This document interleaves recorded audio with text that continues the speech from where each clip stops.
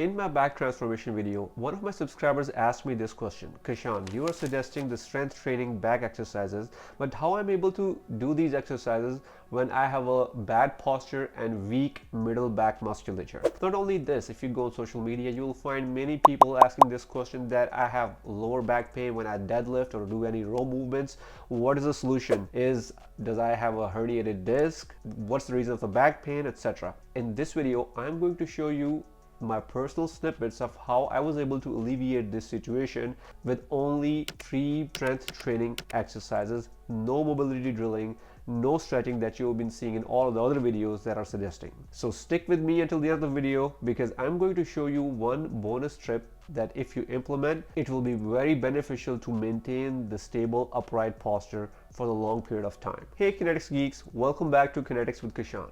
Not long ago when I started lifting, my parents would bash me for not keeping an upright posture. This also translated into my strength training, as I used to feel pain in my neck and upper back while doing shrugs, rows, or basically any kind of row movement. Many of my listeners here would relate to these issues, as the common complaints are knots in the upper back, pain in the shoulders, or pinched nerves. I used to attribute all of this pain to my poor posture or instability. Now, before diving into what strength training exercises I use to alleviate this situation, let's unpack some of the postural concerns. Now, if you keep your neck in the lengthened position like this, you are stretching your neck muscles. And if you're in the more slouched position like this, you are shortening your neck muscles here. So it's not to say that slouching forward or shortening your muscles is bad, because let me give you an analogy of muscles. When you train your arms, for example, you train your arms in both lengthened position and shortened position. If you keep your training only at lengthened position 80% or 90% of the times, then the muscles in the shortened position would not get trained so much.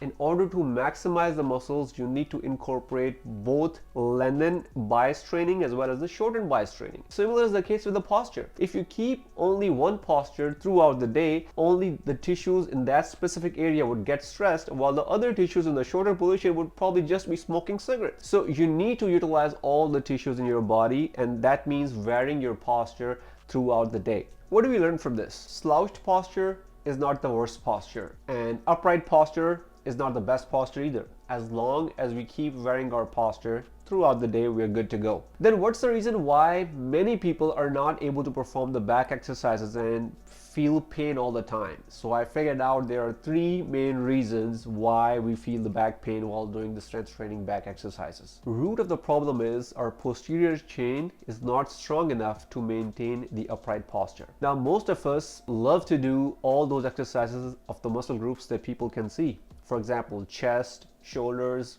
arms, while avoiding other muscle groups. For example, if your training program has 20 or 25 sets of chest exercises in 3 or 4 days, and you do not do upper back training, guess what? You will develop the condition known as the rounded shoulders. Similarly, if you have a lower back pain and you're avoiding exercises such as deadlifts, bench rows, then guess what? You'll get conditions known as lower back strains or even herniated disc. Let me give you an example. If you have a new hire who's not used to sitting 8 straight hours in a day, back muscles are not used to it, then he will feel pain for about a few weeks. But since our body is highly adaptable, the pain will go away. Similarly, if you have a lower back pain and you're avoiding exercises that train your lower back, such as deadlifts, avoiding these exercises completely will even exacerbate the problem. The thing is, avoidance is a major killer. What you need to do is to adapt to these exercises, because we need to increase the load carrying capacity of our lower back, and the best way to do it is through the strength training with progressive overload. Back in the day, I used to hate back training for a variety of reasons, and one of the most important was I could not feel my back. Especially this is true for lat training.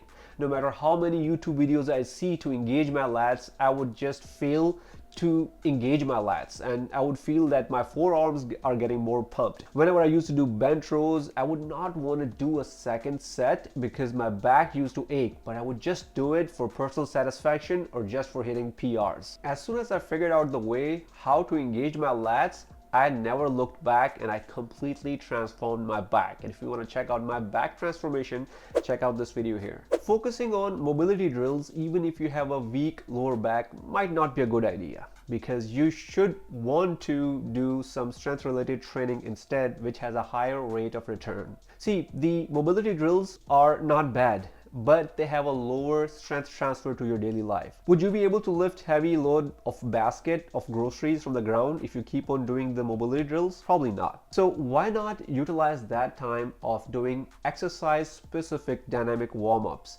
which has a load carrying carryover to your working set. So what we want to do is we want to increase our load carrying capacity, and when your muscles are cold, they are more prone to compression because the muscles are brittle and they need to be warmed up before going into a working set.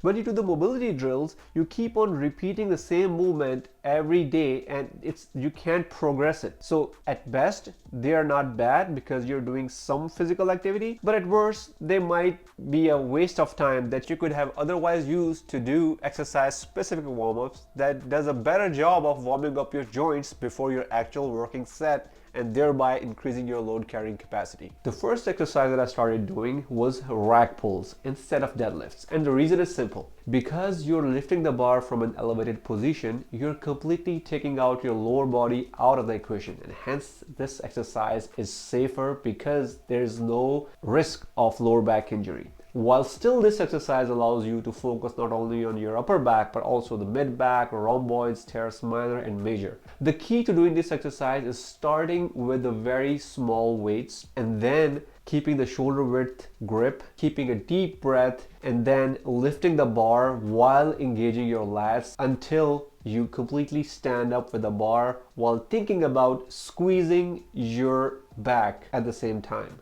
Give this exercise a few weeks until you get adapted to the movement, and then once you develop sufficient strength in your upper back, it's easier to progress towards the more complex and technical movement like deadlift. In order to minimize the lower back strain, barbell rows is not our cup of tea. We have to make a careful switch to strengthen our back. So the best bet that we can have are seal rows, because this exercise kills two birds with one stone, and this is how. Generally, when you perform this exercise by selecting a suitable bench angle, stretching your arms and then pulling with your elbows towards your back, it generally targets the overall back. But here's how you can shift the focus based on what's your weak area. If your weakest area is your upper back, by keeping a slightly higher bench angle, anywhere between 45 to 60 degrees is a fine option. Now, lay on the bench and stretch your arms all the way down while keeping your hands in a pronated position. And the reason is because your upper to mid back fibers align well when you hold the dumbbells in a pronated position. Now, slightly flare your elbows and think about squeezing both of your shoulder blades together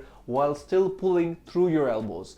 This will completely fire up your middle to upper back. Now, this trick that I learned, it completely changes the way I used to think about my lats, because as I said, I never used to think about how to engage my lats, and that's why my lats were weaker. So here's the tip. In order to shift the focus to your lower lats, all you have to do is to reduce your bench angle to the level that your body is almost parallel to the ground. Now, the key is to hold the dumbbells in a neutral position, because it automatically allows your elbows to tuck in closer to your body, and that's the biggest mistake that people make, because they're not able to tuck their elbows closer to their body. So instead of focusing on their lats, all the tension shifts towards their upper back. So while keeping the dumbbells in a neutral position, drive your elbows towards your back pockets in an arc motion.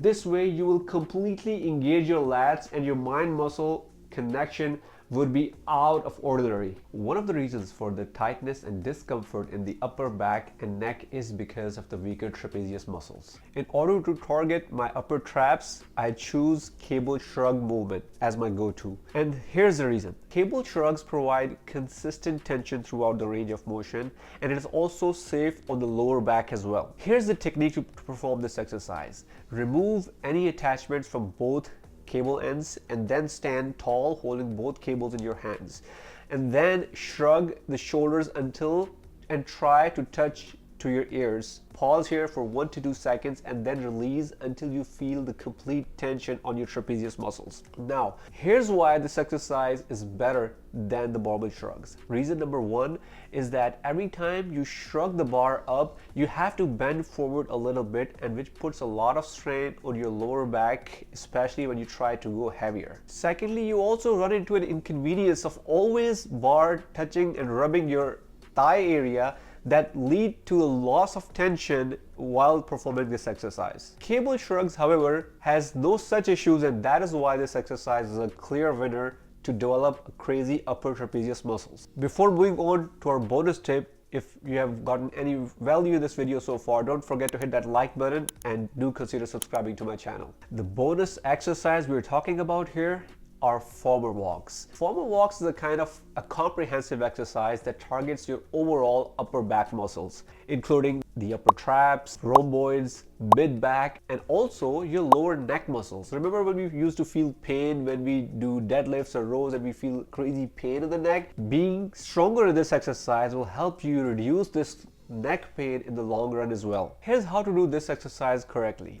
Grab a pair of light dumbbells in both hands, maintain an upright posture, and take small strides from point A to point B, and then repeat. In order to progress in this exercise, you can either increase your distance from week to week or increase the weights as needed. Maintaining an upright posture in forward walks is crucial because it strengthens your lower neck muscles, which will help you correct any postural imbalances in your day-to-day activities. When you pick up the grocery basket and try to move it to your house, it directly mimics this forward walk pattern. So if you get stronger in forward walk, it will increase your load carrying capacity. So it will directly mimic in your everyday activities as well, and you will feel much stronger while moving a huge load, for example, a bag of groceries, and transferring it into your house or wherever you want to place it. So it has a direct impact on your daily life and is highly recommended if you really want to correct your slouch posture. With that, do let me know what kind of exercises you are doing to keep your spine healthy and maintain your posture,